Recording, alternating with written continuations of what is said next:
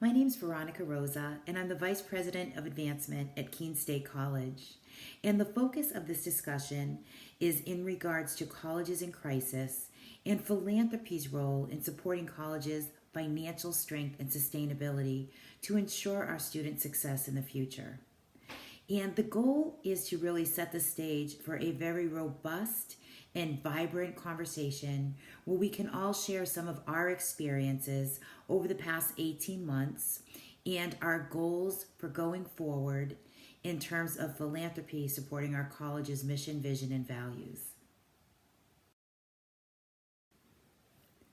This is actually one of my favorite cartoons because I think it would be so amazing to walk into a board meeting and say, crisis averted, we have a multi-million-dollar or billion-dollar donor who wants to save the day. But unfortunately, this is not a philanthropic fairy tale that you see very often, and unfortunately, we haven't come across one of these at Keene State College. But there's always hope. At Keene State College, we're very fortunate to have President Melinda Treadwell leading the way, and she also happens to be an alum of the college. And when our students left campus last spring because of COVID-19, we wanted to remind them that we care about them, and we love them, and that we're here for them. And the students are at the center of everything we do at Keene State. We're here for them, and our entire purpose is to provide an education and an amazing experience for our students. And I'm sure we all have the same purpose and the same focus. And our mission, vision, and values all center around our students first. And at Keene State College, we've had to make very difficult and challenging decisions that were strategic but often heart-wrenching. And these decisions were made over the last 3 to 4 years. Some examples of what they included were reducing our cabinet by 42%, and the goal was to break down silos and create a shared leadership model while also reducing expenses. Additionally, we reduced our staff by 22%, which required restructuring and line staff eliminations. And we're in the final stages of right-sizing our faculty based on our programs, and this will be finalized over the next few months. So what that means is we've had 3 very difficult years, but we're ready to focus on FY22 and our future and go forward with a bright vision and optimism and a strong focus on our future. There are many significant emerging trends impacting all of our stories, and this is not new information for any of us, but worth sharing and repeating for the purpose of our discussions for our panel. Nationwide, 110 more colleges and universities are now in peril because of the financial impact of the COVID-19 virus on our campuses, which brings the total number of institutions at risk to over 345. And we're seeing these declines and increases and emerging trends across all of our campuses. The college-age population is declining nationwide, and even more so in the Northeast where Keene State College is. And the pandemic has exacerbated these challenges. So colleges that were slightly at risk could now actually be in peril. We're seeing declining enrollments in traditional age students. We're seeing a great reduction in federal and state support. And we're also seeing public confidence in the value and ROI of an education go down, which is very alarming because we all know the amazing work that we do. One thing to share, in New Hampshire, the USNH system receives 8% from our state for appropriations.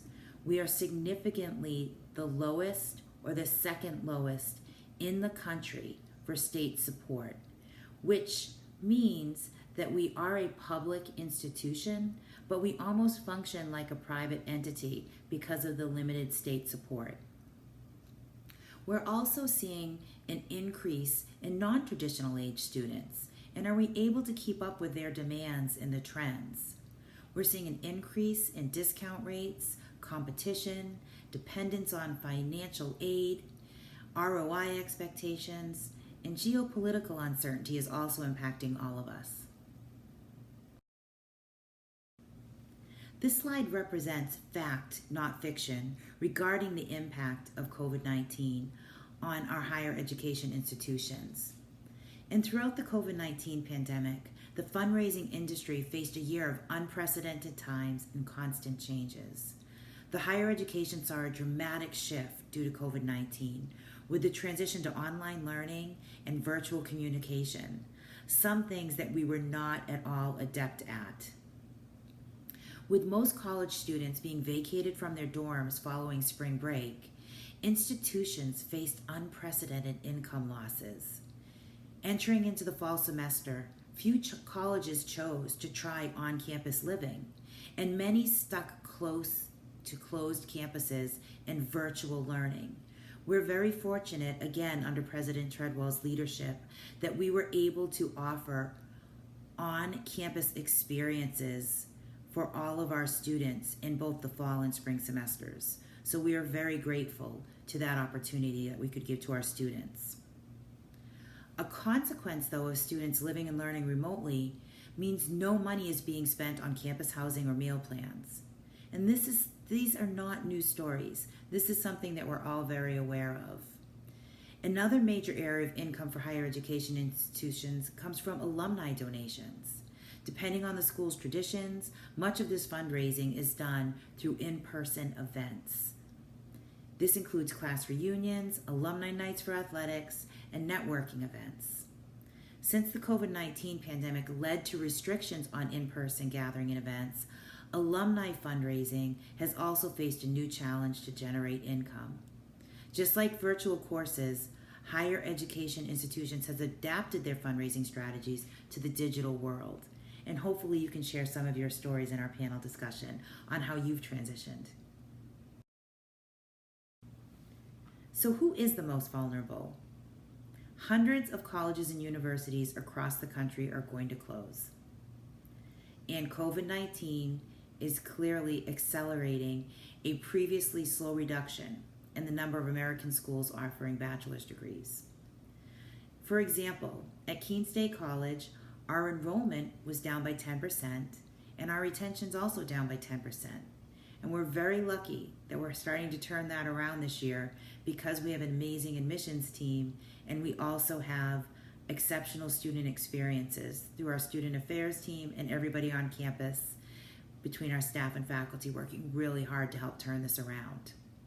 But falling enrollments and shaky finances, even before the pandemic, seriously weakened schools. One study defined schools as being in low financial health if their combined revenue and unrestricted assets no longer cover operating expenses within 6 years. The two most vulnerable types of schools include small liberal arts colleges with localized reputations and very modest endowments. Additionally, it includes secondary state universities in similar circumstances that have faced major enrollment declines in recent years. So many of us could be at risk if we don't reshape and retell our story. And how can philanthropy help us to do that? I'm looking forward to discussing this with all of you. If you have a moment, I invite you to listen to this news article by clicking on the link provided. It really helps to set the stage for some of the challenges that we're all facing, particularly in New England. As a fundraiser, one thing that's really exciting to share is a real rescue story, a success story with heart. And I'm sure many of you are familiar with Sweetbriar's story, where they announced that they were going to be closing the college, and alumni came together and helped raise over $44 million to rescue the college. And this is absolutely a wonderful fairy tale story. But the really unique piece of this is that it wasn't just one donor that came forward and saved the college. It was a large group of donors. And that is just a wonderful, astounding story. And I hope over the next few years, we all have some of those to share. Over the next few years, we're going to hear a lot more about closings, mergers, acquisitions, and hopefully a lot more stories like Sweet Briars. The rescue stories are the ones that I really love. But one example of a close to home merger discussion is in terms of the community college system of New Hampshire and the university system of New Hampshire. And the discussions are taking shape around our students and keeping the students at the center of the decisions. One key piece of information is that currently 50% of the community college students go on to Southern New Hampshire University versus the university system of New Hampshire schools. And one of our top goals is to rectify that situation. As students decline and the number of students decline, the amount of financial aid we pay to the shrinking pool is also growing. We hurt one another by pulling students away from some of our staple schools in our regions and across the country. And in the state of New Hampshire, 60% of our New Hampshire high school students go out of state to college. For example, UMaine and ULowell offer New Hampshire rate tuition at their state schools that are in different states than ours. So the pandemic has created a situation and launched us into more urgent discussions in a more critical mode of operations. Here are some stories of grim realities. And this list includes private nonprofit colleges that have closed from 2016 to present. The years are those in which closures or mergers were announced, and in some cases, mergers or closures take place over a period of time. Mergers are noted on the list by the phrase into and the absorbing college after the college's names. A new combined institution is noted by the word becoming. So we will see more of these as time goes forward, but we're hoping that with some great philanthropic interventions, maybe we can keep this list to a minimum. You can see by this slide the impact that COVID-19 has had on philanthropy by sector. And it's clear that COVID-19 will mark a new chapter in the history of higher education by refining the teaching, learning, student life, mentoring, and delivery formats.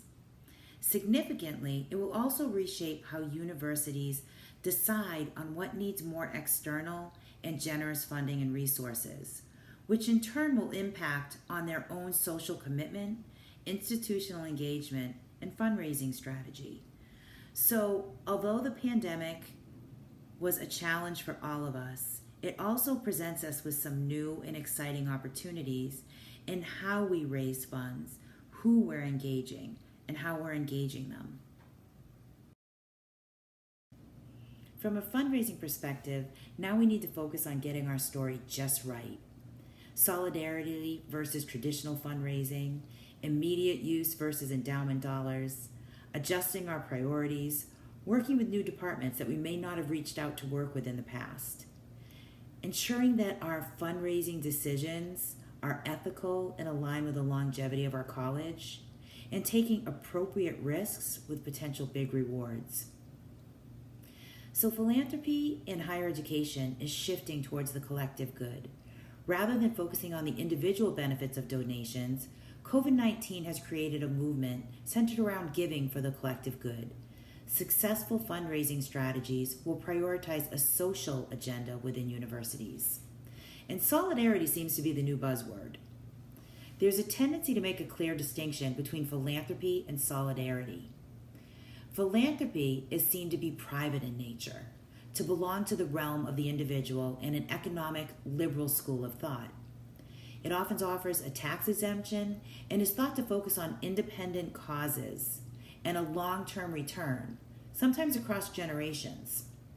In turn, solidarity tends to be perceived as more social, collective and broader in nature, more dependent and aligned with the welfare state, progressive in policy terms, and seeking short-term returns. Without in-person events, the main form of communication with donors is through virtual marketing. Institutions are relying on digital platforms to share their message and cultivate donors. And we've found across the board that a lot of colleges weren't as savvy in the digital marketplace as we thought we were or as we needed to be. Instead of connecting donors, particularly alumni, with an institution's location or experiences, digital marketing highlights the mission and the brand. This shift is changing the priorities of higher education fundraising as it creates the need for a universally relatable mission. Higher education will need to strike a balance between fundamental needs and donor interests. The COVID-19 pandemic has shown the struggles institutions are facing during fundraising as they continue to adapt to younger donors and changing social backdrops. While universities will always need to fulfill their own essential fundraising goals, it will be crucial to account for the donors' wants in the post-pandemic world. This stems from the surge of global outreach focused on the greater good during the COVID-19 crisis. Now donors are comfortable with having a say in the institution's mission, and fundraising strategies must adapt. At Keene State College, we had to cancel all of our alumni events, donor events, etc. for the past year. And we were very event-driven in terms of reaching out to our alums and our donors and our prospects. But we had to change the way we think. We had to change our priorities. We had to really begin to focus on raising more immediate use dollars. And we had to get super creative and super flexible in our thinking. But we had a great time doing it, and it really helped us to build our team. So one example of a new initiative we created was a digital newsletter that we call The Hoot. It goes out on a bi-weekly basis, and we have all types of stories, including stories of generosity, what's happening across campus, upcoming virtual events, and now in-person events, of which are starting up soon. But when we began The Hoot, we really wanted to reach out and talk about what giving at Keene State College means. And we needed to emphasize that alumni and donors can give back, not just monetarily, but of their heart, and share their stories.